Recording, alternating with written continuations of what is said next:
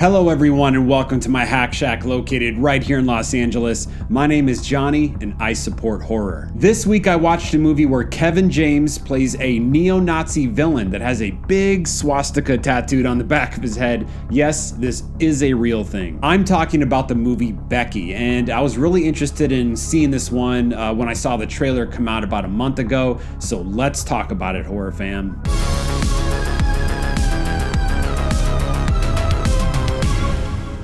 Becky is a horror action film starring Lulu Wilson, Kevin James, and Joel McHale. This movie follows Becky, played by Lulu Wilson, an angsty 13-year-old girl who is having a really hard time dealing with the passing of her mother 1 year prior. Adding fuel to the fire, her father Jeff, played by Joel McHale, is headed to their lakefront home with Becky to tell her that he's getting married to his now girlfriend. Meanwhile, we have Dominic, played by Kevin James, who is a neo-Nazi fugitive who just escaped prison with a few of his pals. Dominic and his cronies are headed to the same lakefront home that Jeff and Becky are going to recover something extremely important to him. Once Dominic takes control of the home and holds Jeff and his girlfriend hostage, Becky goes rogue and flees with the one thing that Dominic is there for. A dangerous game of cat and mouse ensues as Becky tries to fight, survive, and eliminate Dominic's crew. Okay, so let's first talk about Kevin James, who, as you probably know, is a widely known comedic actor and stand-up comedian. We mostly know Kevin James as the lovable doofus from the hit sitcom back in the day, King of Queens, or the lovable doofus from Paul Blart Mall Cop, or the lovable doofus from the movie Hitch. And honestly, it's really not a knock on his talent. He plays that role really well. So when I was watching him in this villain role, I tried not to pigeonhole him, and I just forgot about all his previous work. It doesn't matter about the past, it's all about how he did in this movie, in Becky, and I'll have to say, not too bad. He definitely did have that intimidating stature as the bigger man.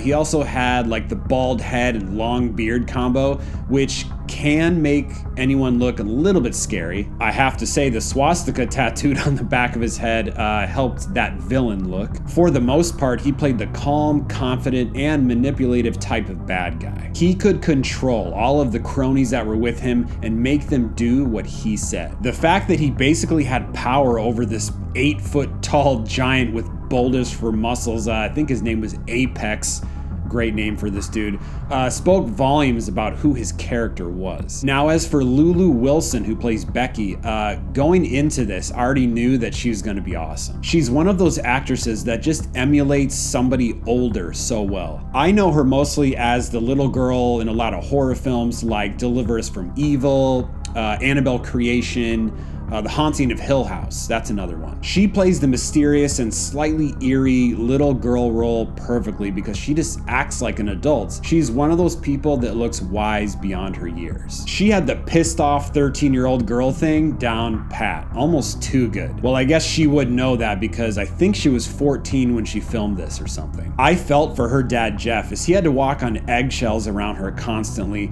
and be the victim of her intense death stare. Her rage was already at 100. I didn't think it could go any higher. But she went from pissed off, don't fuck with me teenager rage to, oh, I'm gonna burn your house down with everyone inside it rage, and then stomp on the ashes into the earth until everyone and everything is buried rage. And we see the rage come from a painful place. You know, her mother just died. These convicts are torturing her dad. I can see why she's so furious. What wasn't believable to me after all this pain and anguish was her attitude at the end. It just didn't feel realistic to me. It didn't feel authentic. But other than that, awesome performance all around. Now, let's talk about the storyline. These convicts are at this house for a reason. Dominic has to get a hold of this key that opens something that would be a complete game changer for him. We don't know what it is, it's a mystery, but he is hell-bent on unlocking it. He spent every waking minute in prison for years thinking about accessing this one thing that's supposed to be unlocked. We know it's a huge deal. Becky has the key,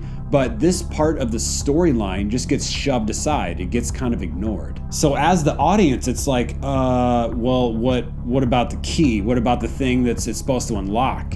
And I want to talk more about this, but You know, I like to keep this spoiler free, so I will just stop it right there. I do like how the tables turned on our main antagonist, Dominic. He's this vicious, confident, evil villain that is in control that slowly loses it to someone who is even more vicious than he is. A 13-year-old girl named Becky who is picking off his henchmen one by one and coming for him. Oh, and let's talk about some of these kills, because this movie is like Home Alone on crack. Remember in Home Alone when Kevin McAllister would set up these cute little traps for the bad guys? They'd step on some glass ornaments, slip on some ice, you know, step on a nail, things that would hurt. Well, Becky takes that and says, "Hold my beer, bitch." Oh, it's, wait, I guess she's 13 in this movie. "Hold my Capri Sun, bitch."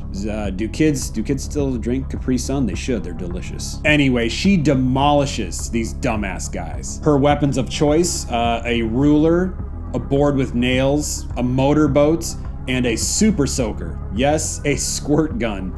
And you'll see what I'm talking about when you watch it. The practical effects from these kills and gore was awesome. The only thing that was iffy about her kicking all these guys' asses was how easy it was for these guys to fall into one of her traps. It was just so simple and convenient for Becky to hurt these guys. She was like an assassin. It was like Liam Neeson trained her how to kill people. But you know what? It's a movie, it's entertaining as hell, so logic can slide a little bit here. Overall, I liked Becky. A nice little twist on a home invasion type horror movie with a teenage girl taking revenge on a bunch of neo-Nazis. I don't believe they executed the end of the movie all that well, but you know what? Most of the movie was a fun little ride to be on. If you just sit and watch, turn off the brain, and enjoy the carnage, I think you'll like this one too. And it's available right now on demand, so I really suggest you give this one a watch. Okay, horror fam, I'm gonna let you go for now, but again, thanks so much for watching this video. I hope you give it a like and hit that subscribe button if you haven't already. And let's be friends to the end, horror fam. You know you can follow me on Twitter and Instagram at The Horror Hack. Once again, my name is Johnny. Keep supporting horror, and this has been one hack of a show.